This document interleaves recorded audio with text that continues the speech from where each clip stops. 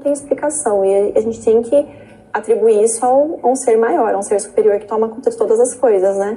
Então, o que aconteceu com ele, realmente, eu acredito particularmente que teve não foi só um dedinho, foi uma mão inteira de Deus ali, sabe? Realmente tem algumas coisas que você não consegue explicar. Não consegue. O que eu falei, olha, esse paciente que tinha tudo para dar tudo errado. Sinceramente, na minha experiência, tenho 20 anos já de formado, de prática de cardiologia, eu nunca me deparei com um caso com esse tempo de reanimação e o estado final dele. Edilson, bom, meu querido, eu queria primeiro assim lhe desejar, falar para você que fico muito feliz, né? Aproveite, tá? Esse renascimento, é o que eu falo para todo mundo, uma parada, o coração parar, meu amigo, é a coisa que a gente tem de mais grave na medicina. E o seu coração, graças a Deus, está batendo e está batendo forte agora, pelo que os seus colegas estão falando. Então, aproveite isso com unhas e dentes, tá? E seja uma pessoa feliz, tá? Ser Adilson, que eu tenho a dizer que o nosso grande presente, né, de estar aqui todos os dias trabalhando, é ver as situações como as do senhor, de voltar para casa bem, saudável, junto com seus familiares. Então, pode ter certeza que é isso que motiva o nosso trabalho no dia a dia. Tá? Receba o meu abraço, um grande carinho. Queria mandar um grande abraço pro Bispo Adilson. Fiquei muito contente, de verdade, de vê-lo no quarto, aquele dia na quarta-feira passada. Brincalhão, sorridente, muito bem de saúde. E espero que ele se recupere, já volte a fazer atividades. Bispo Adilson Silva, vem para fora.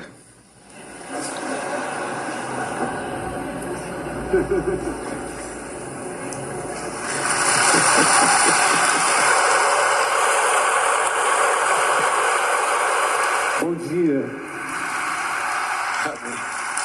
Você entendeu o trocadilho? Vem pra fora. Lázaro, Todo vem mundo pra quer fora. saber. Entendeu? Por onde a gente começa? Né? O Bispo Jadson esteve lá também, porque eu estava particularmente dormindo já essa hora. E os meninos jogando futebol. Nós estávamos jogando, né? Começamos 10 da noite, como jogamos todas as terças-feiras. E no último jogo, meu time tinha perdido.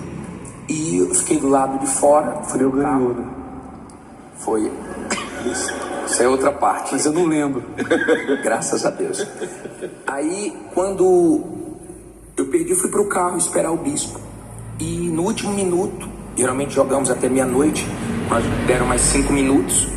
Quando deu meia-noite 3 para meia-noite 4, o bispo Adilson caiu.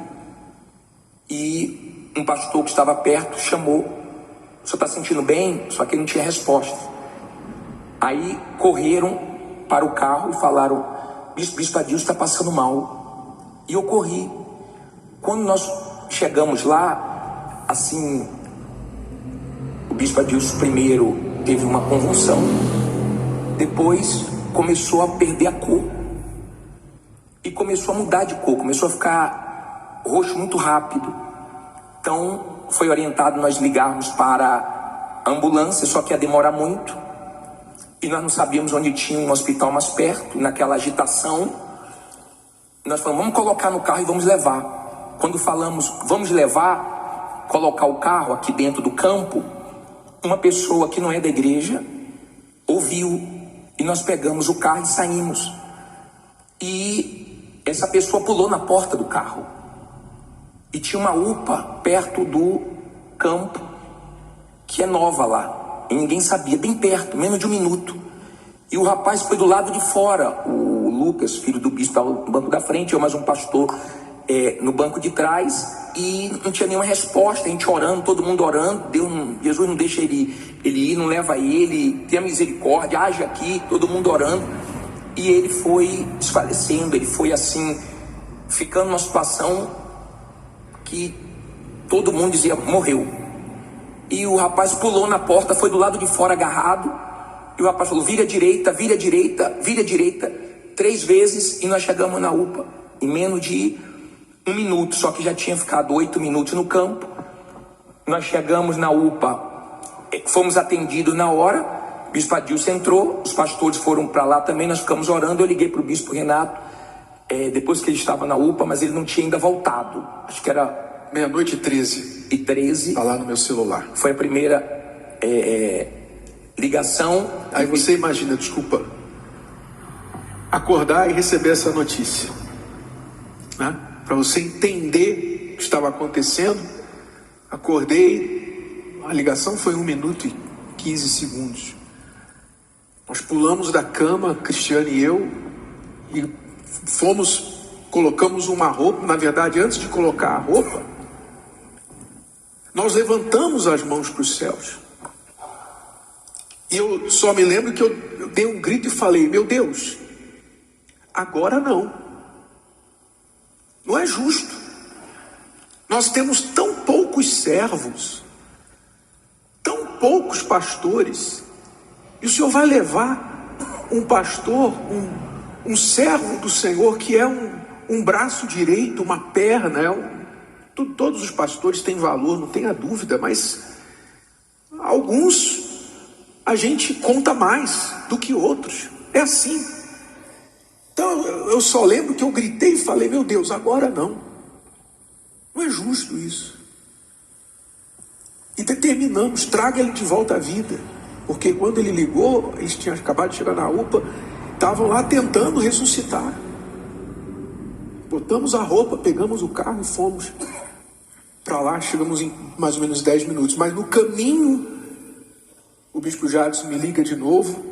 O que tinha acontecido? Os médicos o médico ficou junto com a equipe tentando reanimar. Primeiro deu massagem, depois o choque, e não deixou nós ficarmos lá dentro. Só o filho do bispo ficou lá dentro. Nós ficamos orando, e aquele 1 minuto parece 10, aquele minuto parece uma eternidade. E nós ficávamos perguntando: e agora? Algum sinal? Aconteceu alguma coisa? Aí viu a enfermeira: não, até agora não voltou, ele não voltou. Quer dizer, se ele não voltou é porque ele morreu, né? Como o doutor falou, não tinha sinal nenhum. E depois de 8 minutos, mais ou menos, eu estava no caminho, foi a notícia mais aguardada, né, que chegou. Ele voltou. Foi aí que agradecemos a Deus. Eu liguei para o senhor na hora, falei: bispo, ele voltou. O senhor estava chegando lá. Chegamos lá e eu não sei os procedimentos que eles fazem, deram adrenalina e tal, respiração, enfim. Mas era uma UPA, tinha que ser levado urgentemente para o hospital. Cadê que a ambulância chegava? Foi sair da UPA, era 3 e quase 4 da manhã. Quase 4 da manhã foi sair da UPA. Mas graças a Deus pela UPA, viu? Graças a Deus pelo doutor Dino ali, que foi o primeiro que falou. Fez um excelente trabalho. As mãos de Deus, naturalmente, usaram as mãos dele e da equipe que ali estava. Porque, como vocês ouviram os médicos falarem, não é normal o que aconteceu com ele. Não é normal. Não apenas ele ter voltado, como ter voltado sem sequelas, depois de 16 minutos, sem batimento cardíaco e sem oxigenação. Bom, aí entra a sua parte. Eu lembro, eu acho que menos de 50% de tudo que aconteceu. Eu me lembro, a primeira memória que eu tenho foi quando a gente voltou do coma e a médica, aliás, os médicos estavam fazendo os primeiros exames para saber se eu tinha alguma sequela. Essa é a primeira memória que eu tenho. Mas antes de falar disso, eu acho que a Rosana, que ficou lá entre a terça-feira de madrugada, terça para quarta, até o dia que eu saí da intubação, que foi que dia? Sexta-feira. Então eu acho que ontem. Então nós... da intubação. Da intubação retrasada. Então ela ficou o tempo todo no hospital me acompanhando. E eu queria que você falasse daquele momento que os médicos te falaram, se você tinha consciência do que estava acontecendo. Quando o meu filho me ligou falando que o Adilson estava na UPA, eu falei assim: imaginei que tivesse quebrado alguma coisa, porque futebol, né? Aí ela fala para mim: não, mãe, meu pai teve uma parada cardiorrespiratória e eles estão ressuscitando meu pai. E nisso, como o Lucas falou, eu estava dormindo, porque ele chega. Falei, não, meu Deus, está amarrado. Aí nisso, ele, logo depois, ele me liga e fala, meu pai voltou. E desde quando ele chegou no hospital de madrugada, ele já chegou em coma. E o médico falou para mim, olha, ele vai ficar 48 horas em coma induzido. Depois de todo o procedimento. Ele teve um infarto, ele passou por cateterismo e a gente vai esperar ele acordar. Aí eu, tá bom. A senhora sabe o que pode acontecer com ele? Eu falei, eu sei. Ele pode ter um derrame, paralisar um lado dele, ele pode ter várias sequelas do que aconteceu, porque não teve oxigênio no cérebro durante esses 16 minutos. Então a gente está esperando tudo. Eu, tá bom.